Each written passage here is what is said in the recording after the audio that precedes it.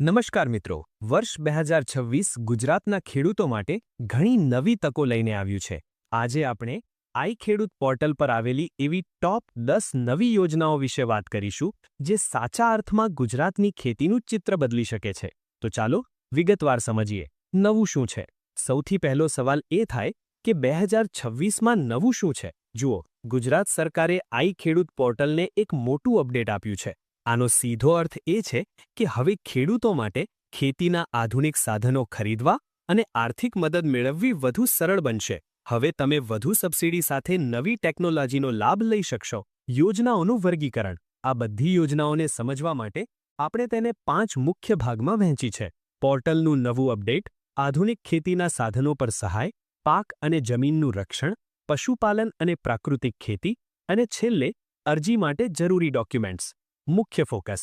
આ વર્ષની યોજનાઓમાં સરકારનું ફોકસ 3 બાબતો પર છે।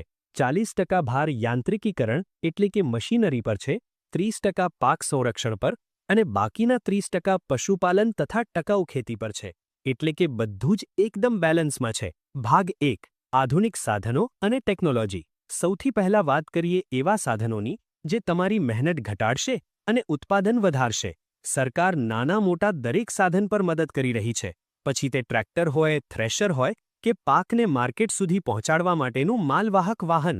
પરંતુ આમાં સૌથી વધુ ધ્યાન ખેંચે તેવી યોજના છે કૃષિ ડ્રોન માટેની સહાય, જેમાં 5 લાખ રૂપિયા સુધીની મદદ મળી શકે છે। ડ્રોનથી દવાનો સચોટ છંટકાવ થાય છે, પાણીનો બગાડ અટકે છે અને સમયની પણ મોટી બચત થાય છે। આ ટેકનોલોજી આવનારા સમયમાં ખેતી કરવાની રીત જ બદલી નાખશે।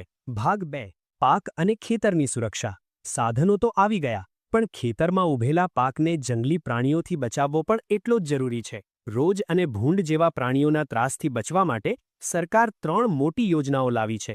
ખેતર ફરતે તારની વાડ બનાવવી, સોલાર ઝટકા મશીન બેસાડવા અને પાક સંગ્રહ કરવા માટે ગોડાઉન એટલે કે ખેત તલાવડી કે ગોડાઉન બનાવવો। આ યોજનાઓમાં સરકાર લગભગ 50% જેટલો ખર્ચ પોતે ભોગવે છે, જે ખેડૂતો માટે મોટી રાહત છે। ભાગ 3, પશુપાલન અને પ્રાકૃતિક ખેતી। હવે વાત કરીએ લાંબા ગાળાના ફાયદાની। આ કેટેગરીમાં 3 બાબતો મુખ્ય છે। ટપક સિંચાઈ, જેમાં 85% સુધીની માતબ્બર સબસિડી મળે છે। પાણી બચાવવું એ સરકારની અત્યારે સૌથી મોટી પ્રાથમિકતા છે। પ્રાકૃતિક ખેતી, જે ખેડૂતો દેશી ગાય રાખીને પ્રાકૃતિક ખેતી કરે છે તેમને દર મહિને 900 રૂપિયા એટલે કે વર્ષે 10,800 રૂપિયાની સહાય સીધી તેમના ખાતામાં મળે છે। પશુ રાખવા માટેના શેડ, પશુઓની સારી દેખભાળ માટે છાપરા કે શેડ બનાવવા પણ સરકાર આર્થિક મદદ કરે છે। અરજી પ્રક્રિયા અને જરૂરી કાગળો। આ બધી યોજનાઓનો લાભ લેવા માટે તમારે કયા કાગળો તૈયાર રાખવા પડશે તો નોંધી લેજો।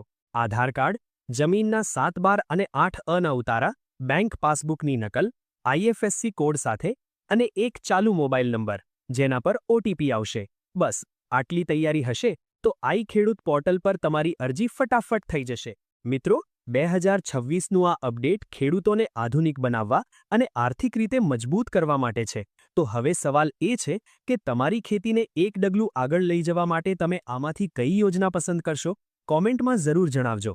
ખેતીને લગતી આવી જ માહિતી માટે આપણી ચેનલને સબસ્ક્રાઇબ કરવાનું ભૂલતા નહીં। આભાર।